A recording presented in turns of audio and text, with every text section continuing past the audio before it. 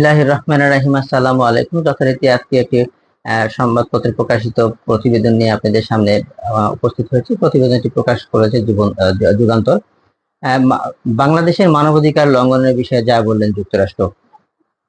Mob justice ও বিচার বহির্ভূত হত্যা বাংলাদেশের উদ্বেগজনক একটি বিষয় হিসেবে হয়ে দাঁড়িয়েছে। এটি নিয়ে উদ্বেগ প্রকাশ করেছে যুক্তরাষ্ট্র।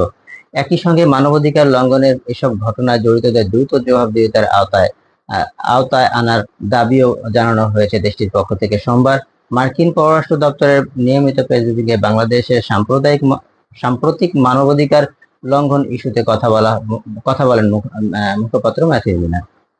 মিলার বলেন, বাংলাদেশের মানবাধিকার সুরক্ষিত দেখতে চায় যুক্তরাষ্ট্র, আর এই চূড়ান্তভাবে গত কয়েক মাসে যারা বাংলাদেশি জনগণের মানবাধিকার লঙ্ঘনের জন্য দায়ী তাদের জবাবদিহিতার আওতায় আনতে হবে। প্রেস ব্রিফিং এ মার্কিন পররাষ্ট্র দপ্তরের মুখপাত্র প্রশ্ন করা হয়, বাংলাদেশে এখন দুর্গাপূজার সময় নিরাপত্তা নিয়ে বিভিন্ন উদ্বেগের মধ্যে দিয়ে দেশটির হিন্দু সম্প্রদায়ের সবচেয়ে বড় উৎসব দুর্গাপূজা উদযাপনের প্রস্তুতি নিচ্ছে। এদিকে হিন্দু সম্প্রদায় যাতে শান্তিপূর্ণভাবে ধর্মীয় অনুষ্ঠান পালন করতে পারে তা নিশ্চিত করার জন্য বাংলাদেশ সরকারকে বার্তা দিয়েছে প্রতিবেশী দেশ ভারত। এই পরিস্থিতিতে মার্কিন যুক্তরাষ্ট্র কি সংখ্যালঘুদের জীবন রক্ষায় বাংলাদেশি কর্তৃপক্ষের সঙ্গে যোগাযোগ করছে? জবাবে ম্যাথিউ মিলার বলেন, অবশ্যই বাংলাদেশের সংখ্যালঘুদের অধিকার সুরক্ষা দেখতে চায় যুক্তরাষ্ট্র, আর এই এই কথা সারা বিশ্বের ক্ষেত্রে সত্য। বন্ধুরা, এটা হচ্ছে একটি প্রতিবেদনের আরো কিছু অংশ আছে, আরো প্রশ্ন করা হয়েছে। প্রশ্নগুলো আসলে অবান্তর কিছু না, প্রশ্নগুলো যৌক্তিক। আমরা গত 5 আগস্টের গণঅভ্যুত্থানের পর থেকে যে মব জাস্টিস গুলো হয়েছে, বিচার বহির্ভূত হত্যাগুলো হয়েছে, সেগুলো নিয়ে মার্কিন যুক্তরাষ্ট্র যে উদ্বেগ প্রকাশ করবে এটা স্বাভাবিক। কারণ মার্কিন যুক্তরাষ্ট্র সবসময় নিরপেক্ষ থাকার চেষ্টা করে এবং সবসময় তারা মানবাধিকার প্রশ্নে সজাগ থাকতে চেষ্টা করে।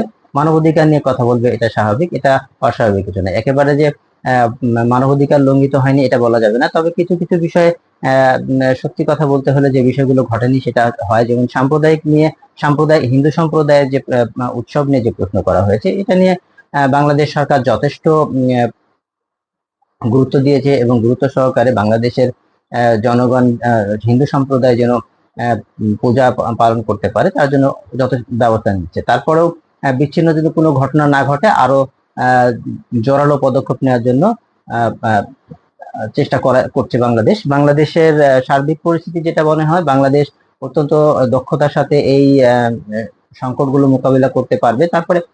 তারপরেও সতর্কতা থাকা উচিত, আনতে হবে।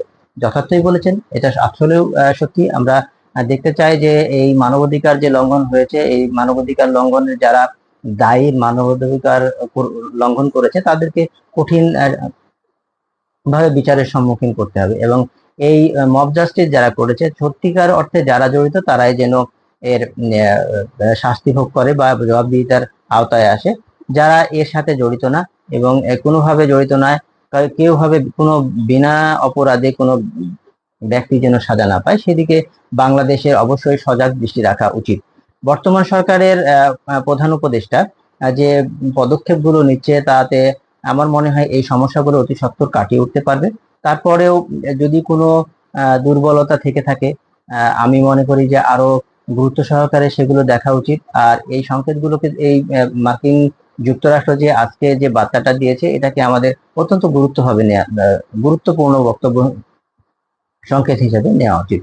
হয়তো যদি আমরা অবহেলা করি তাহলে একটা সময় দেখা যাবে যে এটা পরিস্থিতি অন্যদিকে মোড় নিতে পারে, যার কারণে বর্তমান সরকারকে অত্যন্ত সুদৃঢ় পদক্ষেপ নেওয়ার আহ্বান জানাচ্ছি। বন্ধুরা, আজকে এই পর্যন্তই। ভালো থাকবেন সবাই।